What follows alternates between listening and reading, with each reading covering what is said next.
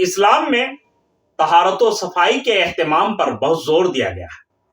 قرآن و سنت دونوں میں صفائی ستھرائی کی تاکید کی گئی ہے،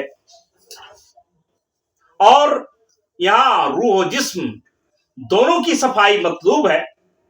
جسمانی صفائی نہ صرف ہماری صحت کے لیے ضروری ہے، بلکہ یہ دوسروں کے ساتھ معاشرتی تعلقات، سماجی تعلقات میں بھی اہم رول ادا کرتی ہے۔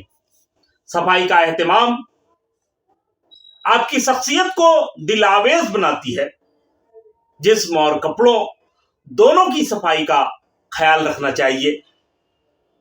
ضروری نہیں کہ ہمارے کپڑے قیمتی ہوں، مہنگے ہوں، لیکن یہ ضروری ہے کہ وہ صاف ستھرے ہوں۔ عموماً دیکھنے میں آتا ہے کہ لوگ بہت قیمتی کپڑوں کا اہتمام کرتے ہیں، لیکن صفائی کا اہتمام بسا اوقات ان سے نہیں ہو پاتا۔ بعض لوگ ایسے ہوتے ہیں کہ جن کے پسینے کی بو تیز ہوتی ہے، جو دوسرے کے لیے باعث تکلیف ہوتی ہے۔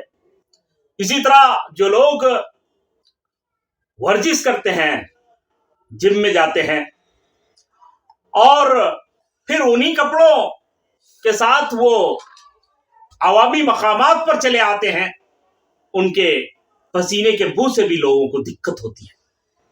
ایسے لوگوں کو روزانہ نہانے اور کپڑے بدلنے کا اہتمام کرنا چاہیے، اور اگر وہ ایسا نہیں کر پائیں تو اس صورت میں کم از کم ان کو روزانہ جو انڈر گارمنٹ ہے، خاص طور پر جو بنیان یا گنجی ہے، اس کو تبدیل کرنے کا اہتمام کرنا چاہیے۔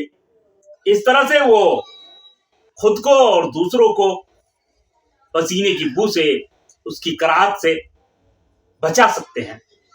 بہرحال جسم اور کپڑوں کی صفائی اور ستھرائی کا خیال نہ رکھنا ہماری شخصیت کو عیبدار اور داغدار بناتی ہے۔ اللہ تبارک و تعالی سے دعا ہے کہ اللہ ہمیں آسانیاں عطا فرمائے اور آسانیاں تقسیم کرنے کی توفیق دے۔ آمین۔